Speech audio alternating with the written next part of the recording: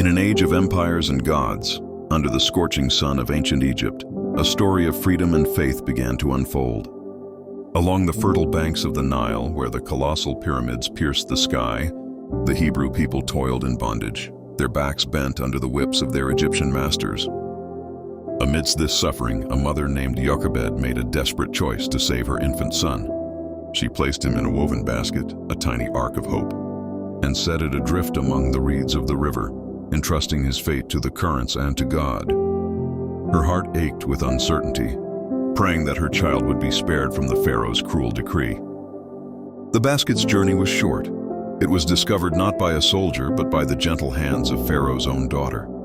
Seeing the crying child, she was filled with compassion and decided to raise him as her own, naming him Moses. A montage of fleeting moments shows the boy growing within the opulent walls of the royal palace. Educated as a prince of Egypt, far from the suffering of his own people, yet destiny could not be denied. As a man, Moses witnessed a brutal Egyptian overseer mercilessly beating a Hebrew slave.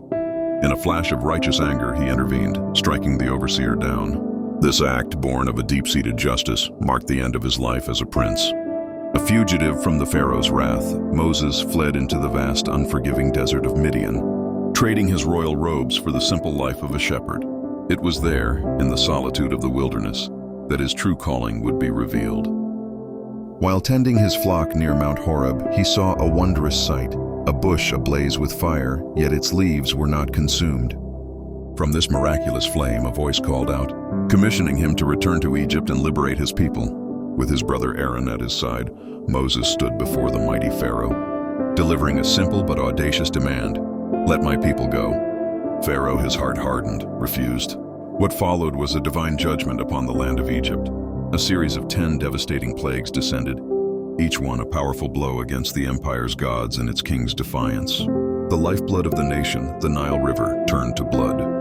Swarms of frogs, gnats, and locusts covered the land, and a profound darkness fell, extinguishing all light. Finally, after the 10th and most terrible plague, a grieving Pharaoh relented. The Hebrews, guided by Moses, hastily gathered their belongings and began their exodus from the land of their enslavement. But Pharaoh's change of heart was fleeting.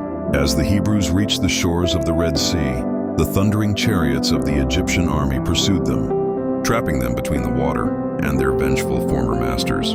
In this moment of ultimate despair, Moses raised his staff over the waters. A mighty wind howled through the night, and the sea parted, creating a path of dry land. The Hebrews crossed in awe and deliverance, and as the last of them reached the other side, the waters crashed down, swallowing the pursuing army and sealing their freedom forever. Their journey had only just begun. Moses led his people to the foot of Mount Sinai, a peak shrouded in thunder, lightning, and a thick divine cloud. There, upon the sacred mountain, he received a covenant from God, the 10 Commandments, a moral and spiritual law etched onto stone tablets to guide them as a new nation. For 40 years, the Hebrews wandered the desert, a period of testing, purification, and learning to live in faith. Finally, their long pilgrimage neared its end. An elderly Moses stood upon a mountain, looking across the Jordan River to the verdant hills of the Promised Land, a destination he would see but never enter. His task was complete. He had led his people from slavery to the very edge of their new home, leaving behind a legacy of liberation and a law that would shape the course of history.